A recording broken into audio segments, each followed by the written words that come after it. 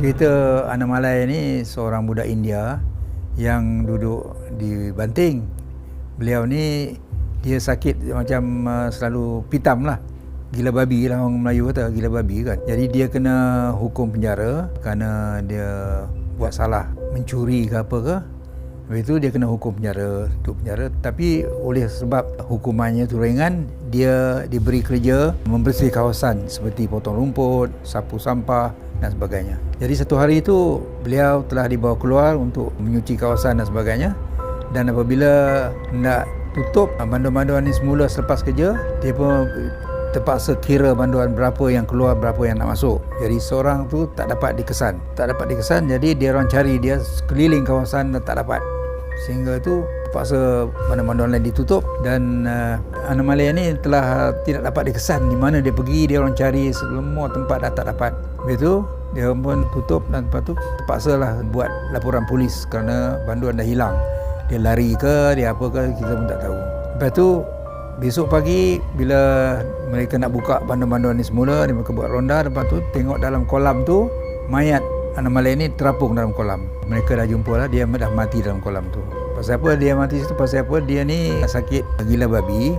Apabila nak mandi tu, orang lain dah pergi, dia terjatuh dalam kolam tu. Jadi dia tenggelam. Masa tu dia orang tak dapat kesan lah, because dia dah tenggelam dalam kolam tu. Esokan hari bila mayat tu terapung, baru dia orang jumpa dia. Lepas itu mayat tu dibawa hantar ke hospital untuk diperiksa lanjut lah. Dan selepas daripada itulah, tiap-tiap ada pegawai yang menjaga di situ. Kadang-kadang terdengar ada orang tengah mandi malam, ada yang jumpa mayat tu nampak terapung. Seterusnya begitulah, selalunya diganggu pegawai-pegawai yang menjaga kawasan tersebut. Mereka nampak mayat terapung, tetapi bila pergi tak nampak mayat. Kadang-kadang mereka dengar ada orang mandi tengah malam, bunyi mandi.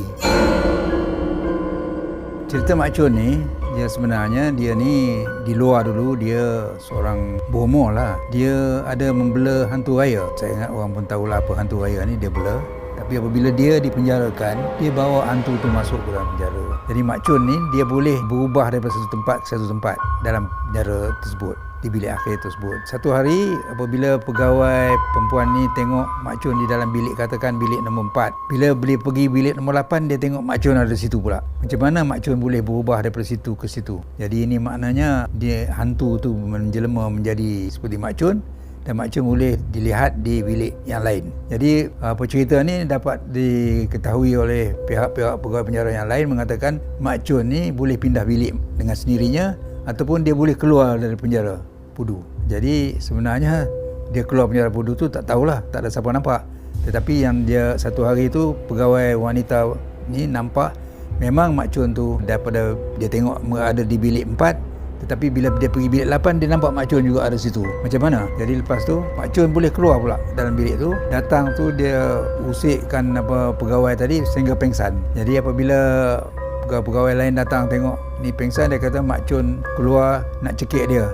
Jadi dia pengsan di situ. Jadi Mak Chun ni ada bawa hantu raya ke dalam penjara tersebut. Dari satu hari, satu banduan bangsa Cina, dia kena Mak Chun ni masuk dalam bilik dia, menjelma menjadi isteri kepada banduan Cina ni. Dia nampak isteri dia datang cium dia dan sebagainya. Dia pun balas balik. Tiba-tiba dia rasa sakit di tengkuknya, seperti ada gigitan. Rupanya Mak Chun sudah gigit tengkuk dia. Lepas tu dia menjerit, dia tendang Mak Chun tu. Pegawai penjara datang tanya apa pasal. Dia kata ada orang hantu mau gigit sama dia kata.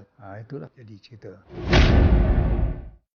Tuan-tuan dan puan-puan, kalau hendak mengetahui lebih lanjut lagi berkenaan dengan cerita hantu ataupun paranormal di dalam penjara-penjara ni, silalah baca buku ni yang saya tulis daripada cerita-cerita yang saya perolehi daripada kaki tangan penjara, warder penjara, banduan-banduan yang dapat saya rekodkan dalam buku ini.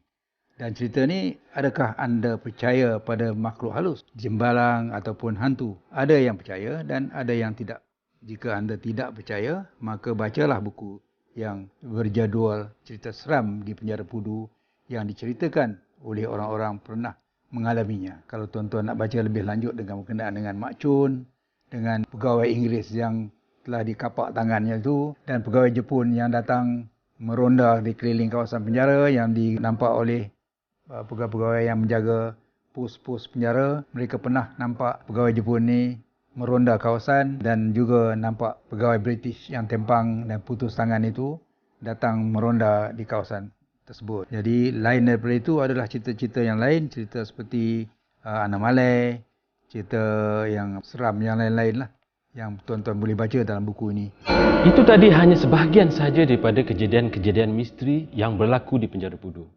Untuk mengetahui kisah selanjutnya, dapatkan buku ini, Cerita Seram dari Penjara Pudu yang ditulis oleh beliau. Dan ingat pesanan saya, bukan hanya kita sahaja yang berada di dunia ini, ada mata-mata lain yang berada di sekeliling kita yang tidak kita lihat. Jumpa lagi dalam episod seterusnya Layar Mastika edisi misteri.